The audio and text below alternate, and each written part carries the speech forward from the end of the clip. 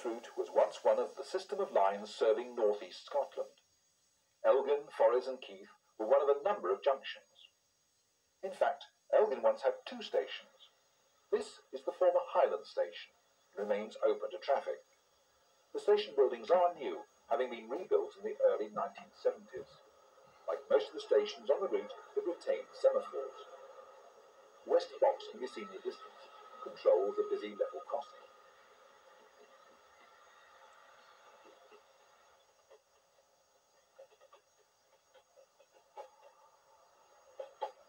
The Great North of Scotland station survives alongside.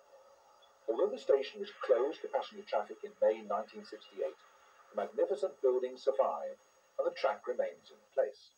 This is actually a thriving goods depot, being served by a daily freight. To the west is another former junction at Forres. From here, the former Highland Main Line once diverged south to Aviemore. This lost its passenger services in 1965. In fact, this box once controlled the eastern part of a triangular junction, with the station in the centre. An Aberdeen-bound train leaves the station, the driver having exchanged tokens for the single-track line to Elgin.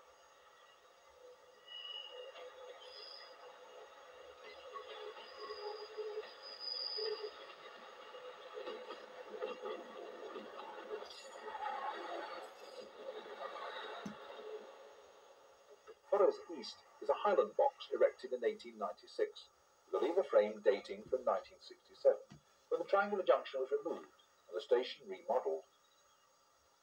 A manually worked set of gates lead to a goods yard, which still retains its buildings. In fact, the track had remained in situ until recently.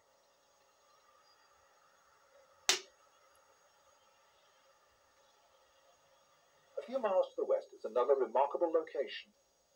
Nairn is the only survivor of a once common Highland practice of a station with a box at each end. Either box can control all the movements in the station. Both boxes were erected by the Highland Railway in 1891, with lever frames of the same year. In the distance is West Box, complete with lattice post signals that complete a timeless scene. The railway reached here from Inverness in 1855, was extended further east in 1857. The station stands as original, retaining both main and secondary buildings.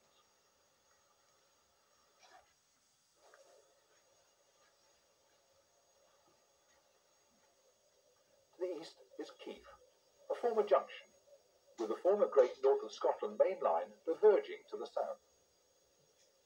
The goods yard and branch platform survive, with the track as far south as Dufton still in place. This may become a preserved line at some stage in the future. Freight into Keith's yard ceased several years ago. The Great North of Scotland box was erected in 1905, with a lever frame dating from 1969. Like the station at Forres, the passing loop is situated beyond the platforms, to the east of the station, which results in some operational difficulties.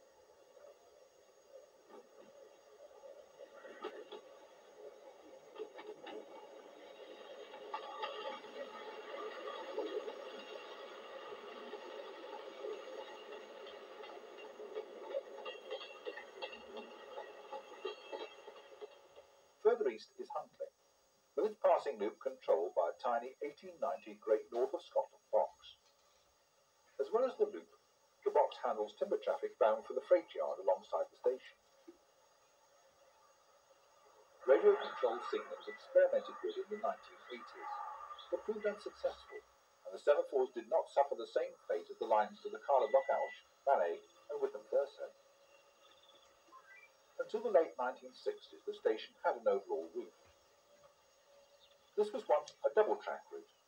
Today, the single line with passing loops is a short section of double track from Inch to Kennismont, a distance of around 3 miles.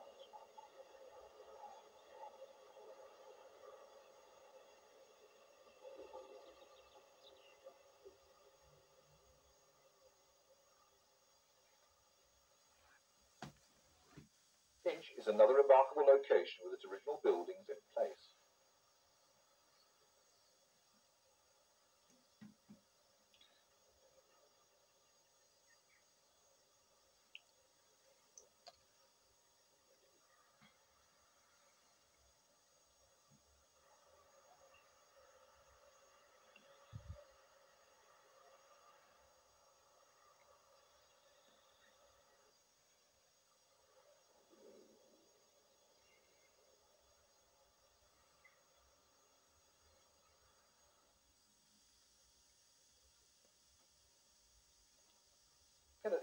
controls the western end of this double-track section.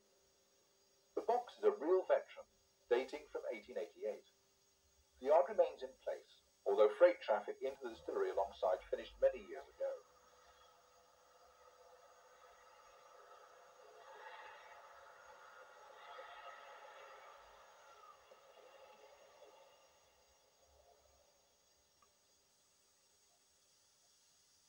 The station was closed on the 6th of May 1968, and the wooden buildings remain as if in time warp, where the clock stopped almost 3 decades ago. Inside, the closure notice remains in place, containing a long list of doomed stations. Their end reduced North East Scotland's network to a single passenger line. The building has been offered for sale at a nominal price, but so far the cost of its removal and re-erection have proved prohibitive.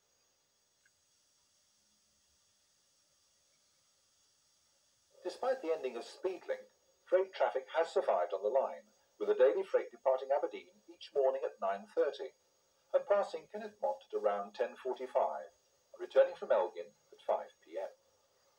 This conveys timber for Keith, containers for Elgin and cement for Inverness.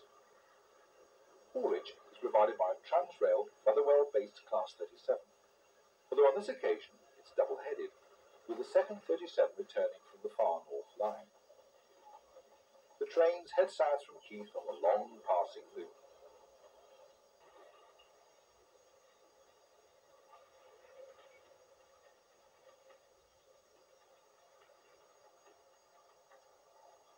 Earlier this year saw the 37s terminating at Elgin, with a train beyond being operated by a Class 47 as far as Inverness. This train worked in the morning from Inverness to Elgin, where it connected with the Class 37, then returned soon after midday.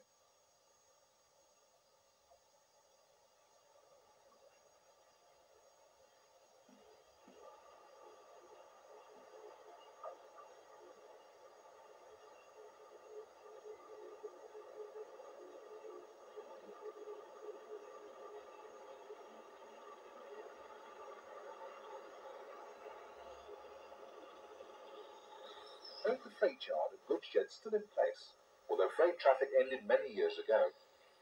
Today, the Inverness to Aberdeen line, with its semaphores, railway structures and wagon load freight, remains a true line that time forgot.